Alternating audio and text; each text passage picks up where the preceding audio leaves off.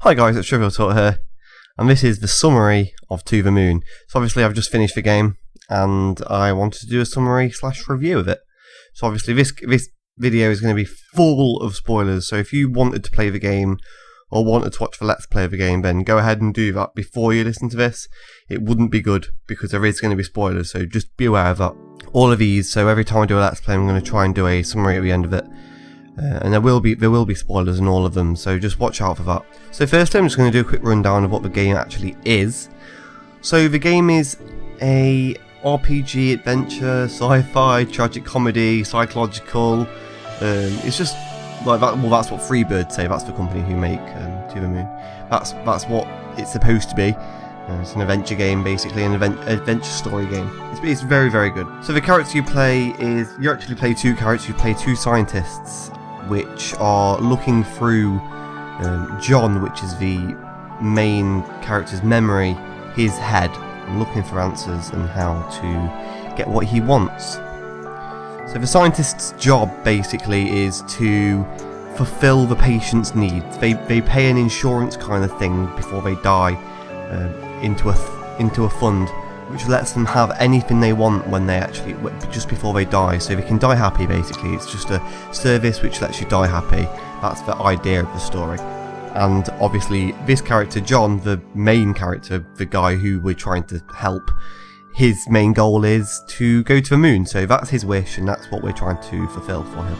So I'm going to go over the things that I loved and I hated about the game. The hated list will be a lot smaller than the loved list, mainly because I actually really liked the game and I couldn't find much that I didn't like about it. So I'm going to go through what I liked first and then end with what I hated.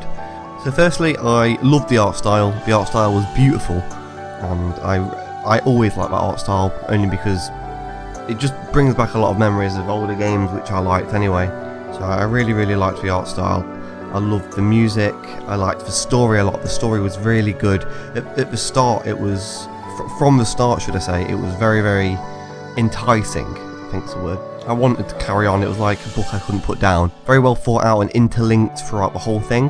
There was little bits at the start which interlinked during the middle and the end, and bits from the middle which interlinked with the start. It was a very well put together story. All the characters were very, very fleshed out and obviously had a lot of thought put into them. Even the very minor characters, which like the kids and Lily in the house, they were all very fleshed out and they felt full. They felt like full characters and people. This really helped with driving the story the way they wanted it to. So there were very few cinematics in the game, and they only popped up when it was a very intense moment, like when River and John were sitting on the log when they were young, looking at the moon and looking at the stars and making constellations, and seeing the rabbit for the first time. That was a really big pinnacle. Like, that's when you sat back and was like, oh, that's really cute. Obviously in the video I also said oh, because it was cute. It is odd because you don't really see that often in a game like this, which you don't have any cinematics throughout the whole game, and then you just suddenly have them like that. There was also the one with one of the doctors while she was thinking to herself, and she had, her face was like really zoomed in and words were going past. A bit like Sherlock Holmes, I think, is the best example of that. And then obviously there was a few towards the end as well where they actually got on the rocket. That was also cinematic, if you can call it that. So they put them in the game when it was really, really needed, which obviously in games, in AAAs nowadays, they're just cutscene. It's just a bit too much, and it makes you try and, it's forcing you to feel like every moment's epic, when in fact in a game or in any story, every moment isn't epic, and you need those down times of adrenaline in these games. This game doesn't really need adrenaline pumping it throughout the whole thing.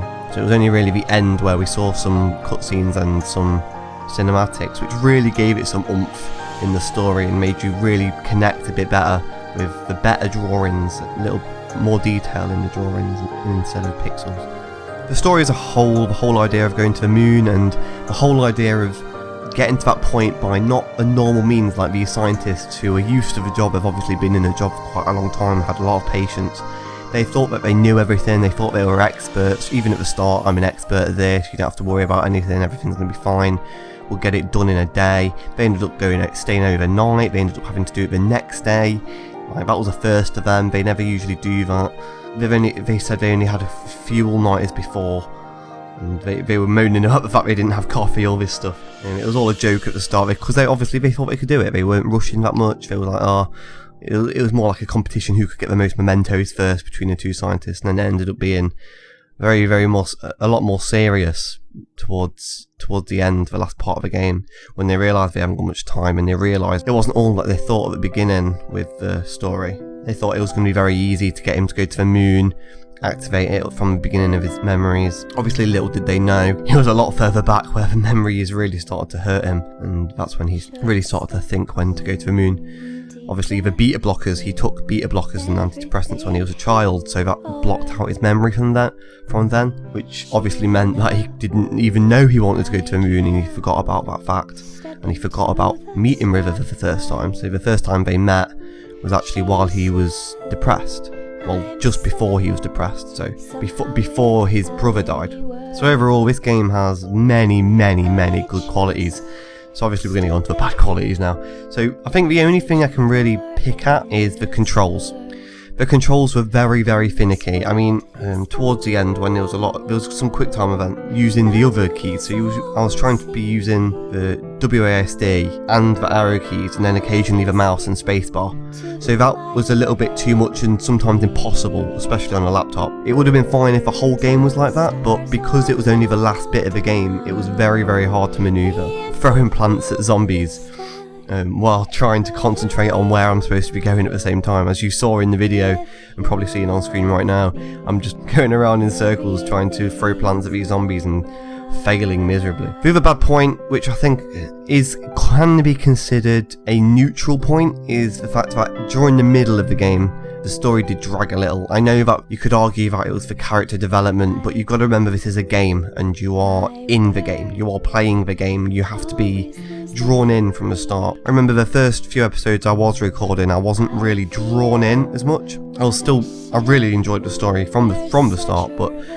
as opposed to other games, I didn't feel as connected right from the start as I did with a lot of other games in this same kind of genre.